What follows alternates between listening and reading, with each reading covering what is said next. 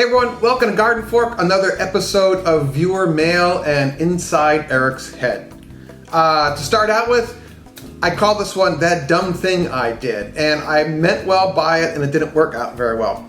But what I did was on YouTube, I created a second channel called DIY GardenFork. And I thought it made sense because some people like to watch cooking videos, some people like to watch DIY videos, and maybe some people like to watch both, kind of like a Venn kind of diagram there. And it seemed like the more niche your YouTube channel is, the more specific it is, the more successful it is. And GardenFork has a large amount of subscribers, and for each video, not a lot of people watch each video. And I'm like, what's wrong here? And I thought, oh, if I make them more specific, like a cooking channel, a video, and a DIY channel, that would be better, and we would get more views, because YouTube rewards views. You rank higher in their search area, which is a big thing. But, of course, with Eric, it didn't work. There are kind of a core group, thank you very much, those people that did subscribe to the new channel, but I found that a lot of the regular GardenFork viewers didn't know about this second DIY channel. So what I've decided after doing this for 9 months is it didn't work, and I'm gonna bring those videos back over to the regular GardenFork channel. And GardenFork is gonna be what it is. It's basically Eric's head, which is very eclectic, and I'm gonna call it DIY living. And that's really what it is. It's kind of a do-it-yourself lifestyle, and it involves what I think a lot of us always do. We cook, we garden, we fix stuff, and that's a lot of like what you guys are, I think. What do you think? Comments below, as always. I got the idea of the term DIY living from a blog and an audio podcast called Root Simple. The link is, well, as the name, rootsimple.com. The link is down below. Nice people there that run that, and I was like, and they said, their thing is DIY living, and I think that's what GardenFork is as well. So, that's what it is. That's what the dumb thing I did, was trying to split the channel, and it actually made our views go down. So GardenFork is just going to be whatever Eric pops in Eric's head that week. Usually a cooking show and a DIY show every week, and the occasional Eric Talks viewer mail kind of show like this. And today we have some viewer mail. A while back I did another no-knead bread video, but this time we cooked it in a slow cooker, which I thought was brilliant, and a lot of people did as well, but there were a couple of questions about it. So, Mercury Rain asks, is parchment paper like butcher paper or wax paper? I have no clue. And do you have to use it? Or maybe you could butter the bottom of the slow cooker. Excellent question. Parchment paper is not butcher paper. I think it's a silicone-coated paper. It is oven-proof up to a really high temperature. I don't know the number. But what it does do is it allows you to use it as like a sling to drop the bread dough into the slow cooker really easily. I don't know what would happen if you just buttered the slow cooker insides and then dropped the dough in. I don't know, it might work. Why don't you try it? Let me know. Maybe I'll try it, let you know. And also, Far North Weaver actually replied to the question very nicely.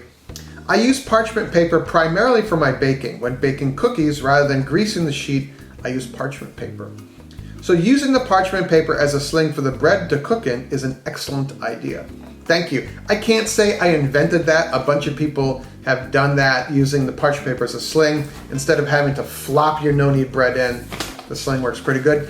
We have a nice video about no-knead bread tips. Again, the link right below here. Flannel Acres, who has a YouTube channel as well, if you want to check that out, the link is below here. She wrote in about our slow cooker and said, what a cool idea. I wonder if the cook time or results would be any different if the slow cooker was preheated for 5 to 10 minutes. Have you tried that? I remember the Dutch oven method included preheating. True, with the Dutch oven, we do preheat it, and we also heat the heck out of the kitchen, which is why I like the slow cooker bread method for the summer. But what the slow rise of the temperature of the slow cooker allows is you don't have to let the dough rise as a separate time. Does that make sense?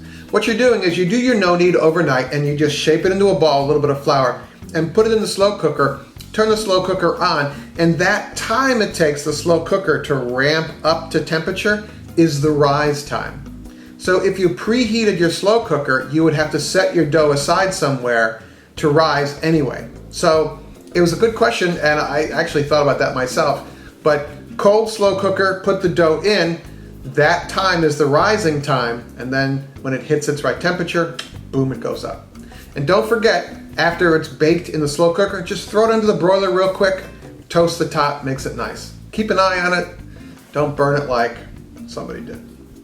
I recently just re-uploaded from the DIY channel our gas grill fix. If you have a propane grill and over the winter it maybe sat outside and then you were like going to start it and it didn't start up, I've got a really simple fix to try before you either throw it out or go buy a new one or take it to the repair shop.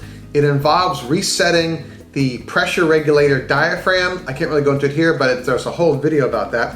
But we have a question. Oh, it's not a question. Joe just had a neat comment and he said, "You have amazing timing. The morning that you posted this, I got a free gas grill because someone said all the burners weren't working.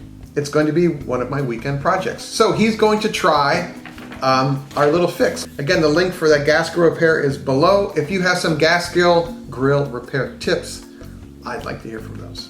All right. So we have a bunch of new videos out. I just uploaded a series of IKEA videos. I put together some IKEA wardrobes. I made a IKEA kitchen island a while back, and I want to show you how to hang kitchen cabinets, and then a neat rolling cart for my chop saw that I made as well. The links are below for that as well. Always like to hear from you guys in the comments. So again, all the DIY and cooking and gardening and Inside Eric's Brain are on one place on YouTube. Also, you can learn more about stuff on our website and other stuff I do by subscribing to our email newsletter. The link is right there below. Or go to our site, GardenFork.tv, and the sign up is right at the top. So there you go. Make it a great day. Love to hear from you guys.